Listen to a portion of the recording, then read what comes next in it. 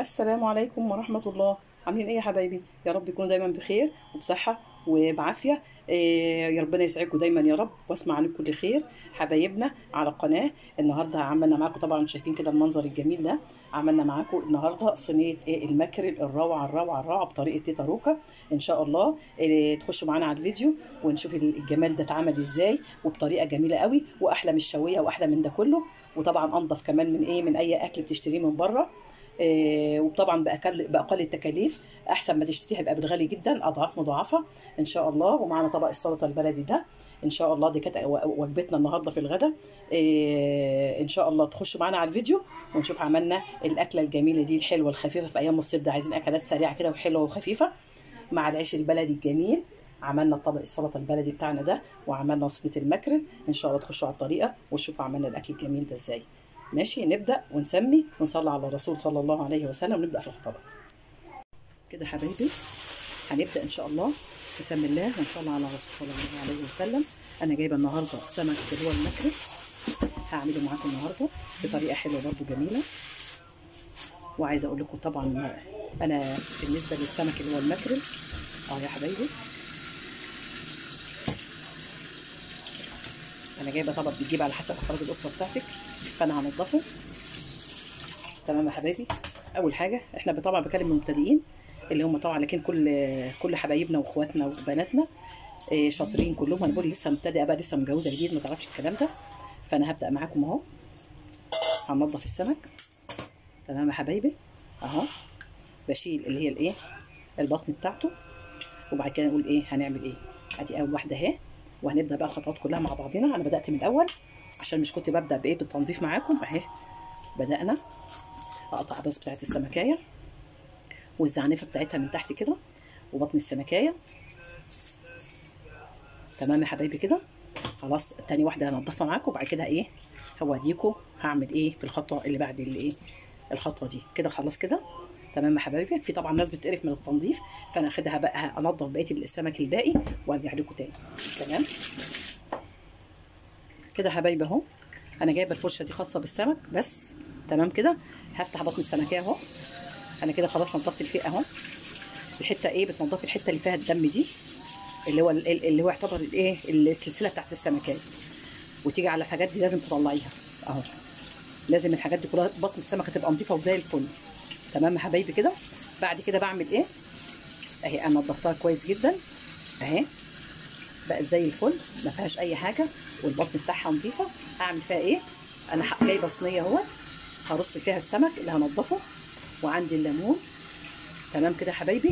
هامله الطبق ايه لحد ما يغطي السمك، وهنقعه فيه لمده ربع ساعه او 10 دقائق. تمام كده. هعمل فيه في الميه دي، هجيب الليمون اهو اعصر فيه ليمون، لسه هجيب كمان ليمون تاني، ليمونتين 3 اللي عندك كله، ونقطه خل صغيره. وانا طبيعي بحب الليمون افضل من الخل كمان، بيبقى نضيف احسن. الليمون وحبه ملح صغيرين. تمام يا حبايبي. احط اهو ليمون وحبه ملح، لسه هجيب كمان ليمونتين احطهم فيه. وهبدا انا وريت لكم سمكايه، بقيه السمك بنفس الشكل هعمله اهو نفس الشكل. وانا قلت لكم يعني مخصصه الفرشه دي لنضف السمك بس. سمك بولتي اي سمكه عندي بنضف بيها واركنها واغسلها كويس جدا في المحلول، وفي اللي هو البرسيل او اي منظف يعني بالنسبه للمواعين. اهي بتنضف السمكه تبقى خليها قلبها حلو زي الفل. تمام يا حبايبي كده. هنخلصها اهي. تمام كده. واركن كل سمكه اخلصها، اشوف بيبقى قلبها اسود خالص ازاي اهي. ببدا اجيبها. وبالنسبه للمكرل اللي عايزه اقول لكم حاجتين. بالنسبه لسمك المكرل في نوعين من المكرل، نوع اللي هو الاسباني بيبقى نظيف، وده بيبقى طعمه حلو ولحمه ابيض وجميل، وفي اقل منه جوده شويه بيبقى ارخص شويه. فاللي هو الاسباني ده بيبقى طعمه حلو في الاكل برده. بنصحكم بنوع السمك. انا جايبه السمك ده سعره طبعا غالي قوي قوي اليومين دول. كان الاول ب 40 وب 50 وب 60. النهارده انا جايباه من السوق ب 90 جنيه الكيلو. تمام يا حبايبي. هنقول بس ارخص من يعتبر من اللحمه، فهتبقى وجبه حلوه برده بالنسبه لنا. تمام يا حبايبي كده. خلاص اهو السمك بتاعي نضفته، وانا طبعا كنت غاسله الحوض ومخليه زي الفل، مش مخليه فيه اي حاجه. تمام اهوت. وهشطفه تاني طبعا بعد ما اخلص السمك. والسمكيه جامده ازاي متماسكه، ما تجيبيش السمكه الطريه. الطريه دي يكون ايه اللحم بتاعها مش حلو، لكن دي جامده. فلما تيجي تعمليها سواء هتشويها سواء هتقليها سواء تحطها في صينيه، هو بيبقى حلو جدا في الصواني، فهتبقى معاكي حلوه جدا. تمام يا حبايبي. السمكه كبيره تحطي ايدك كده ما تغزش اهي، جامده مش طريه، يكون عليها بقى لها كتير عند ايه اللي هو السماك اللي بيجيب من عنده السمك. تمام يا حبايبي. خلصت انا كده السمك بتاعي، هبدا بقى ايه اشطف اهو الحوض. تمام يا حبايبي. تاني من ريحه السمك اهو.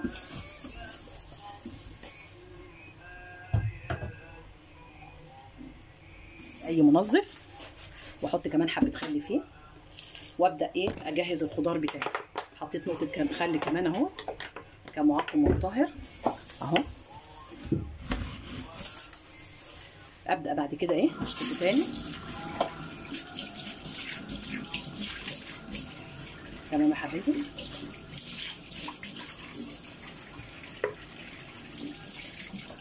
ابدا اجيب خضاري اللي هجهزه بقى عشان اعمل ايه. الخضار بتاعي اهو. الخضار بتاعي عباره عن ايه اهو، شبت كزبره وبقدونس. تمام. ايه تاني؟ الجزر. هنقع الاول خضره اهو، انا منقياها اهي. هنا الجزر بتاعي نفس الشكل. عندي فلفل حامي وعندي فلفل رومي مع الطماطم. دي التجهيزات اللي هعمل بها ايه السمك.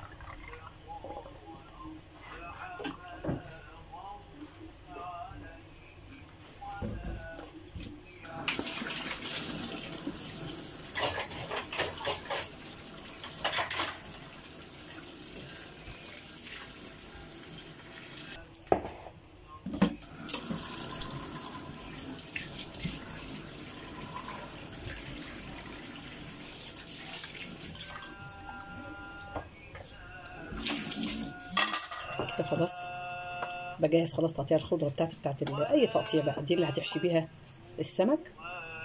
تمام يا حبايبي. انا قطعت الخضره هنا اهو، وهبشر الجزر.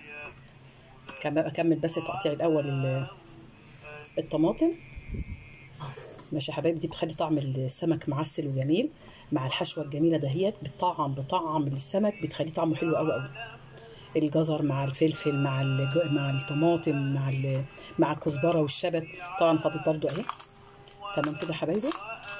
ولسه هجيب كمان معاهم ايه بصل. البصل كل ده بيتضحك مع بعضه، بيدي للسمك طعم خطير. بسم الله ما شاء الله. جربوه كده. واللي وصل معانا لحد هنا ما تنسوناش من لايك وشير واشتراك في القناه، تفعيل الجرس الجزر عشان بشتغل في الجزر بقول لكم جزر، وتفعيل الجرس عشان يوصل لكم مننا طبعا يا حبايبي كل جديد.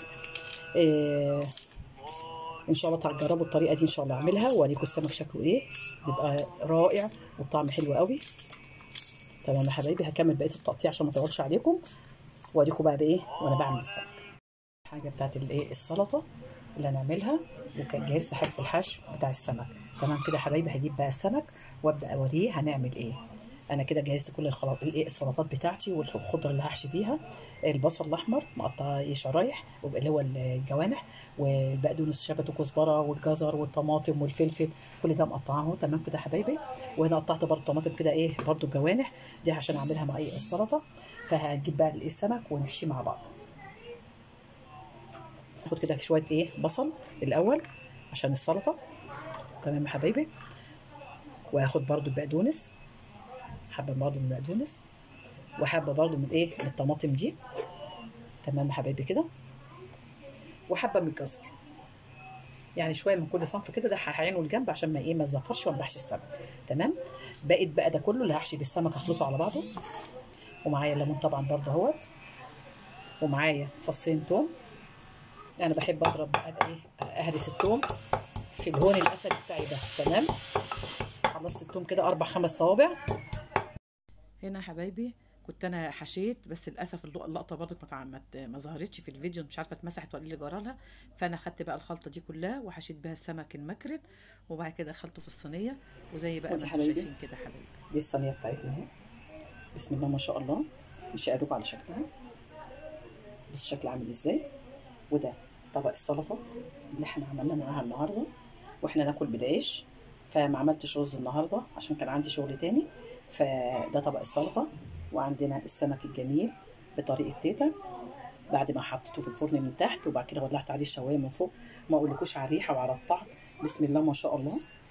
صينيه روعه روعه روعه، ولا دخان ولا اي حاجه ولا شويه. حطيها في الفرن وهتطلع بريحه جميله قوي بالطريقه اللي احنا عملناها معاكم. بسم الله ما شاء الله عليها اهي. تمام يا حبايبي، ان شاء الله تجربوا طريقتنا في طريقه عمل المكرل، وهيعجبكم قوي الطريقه دي. وده طبق سلطه بسيط، طبق سلطه اللي هو بلدي بتاعنا اهو يا حبايبي. يا رب يعجبكم اكل تيتا. واللي وصل معانا لحد هنا في الفيديو ما ينسيناش من ايه، ما ينسيناش من لايك والشير واشتراك في القناه وتفعيل الجرس. دي عائلتنا كبيره، احنا مش هنعلى الا بيكم. جزاك الله كل خير، بحبكم في الله، والسلام عليكم ورحمه الله وبركاته. هنا يا حبايبي خلاص كنا بقى جهزنا الاكل، بقى حطينا على الترابيزه كده مع بعضنا، وكان طبعا ولادنا موجودين وعاملين هيصه. فده الاكل بتاعنا النهارده. حطيت السمك، صينيه اللي هي سمك المكرل، وجبت الاطباق الحلوه دي وغرفت فيها السمك. ودي طبق السلطه، وجبنا بقى العيش بتاعنا البلدي الجميل، وقعدنا بقى مع جرجير مع السلطه دي، وكانت قاعده حلوه واللمه حلوه بتاكل. ان شاء الله تفضلوا معانا يا حبايبي. ودي كانت اكلتنا النهارده، اكل خفيف وبتنفع ايام الصيف، ده بيبقى عايز اكل سريع وخفيف. تمام يا حبايبي. والسمك مش هقول لكم على الطعم، والله طعم بالطريقه دي طالع حلو جدا جدا. ان شاء الله تجربوا طريقه تيتا وتعملوه وتقولوا لنا في التعليقات ايه رايكم. كان حلو جدا بالطريقه دي والله. فان شاء الله تجربوه وتقولوا لنا إيه. والطعم روعه وخفيف وحلو قوي. تمام يا حبايبي، اتفضلوا بقى معانا. ان شاء الله يا رب يعجبكم طريقتنا في عمل صينيه المكرل. والخلطه اللي بتبقى تحت دي اللي بتحطيها بقى الطماطم والبصل والفلفل والحاجات دي كلها، بتدي مذاق حلو جدا للسمك. ان شاء الله تجربوه وتعملوه وتقولنا في التعليقات. بحبكم في الله يا حبايبي، اشوفكم على خير، والسلام عليكم ورحمة الله وبركاته.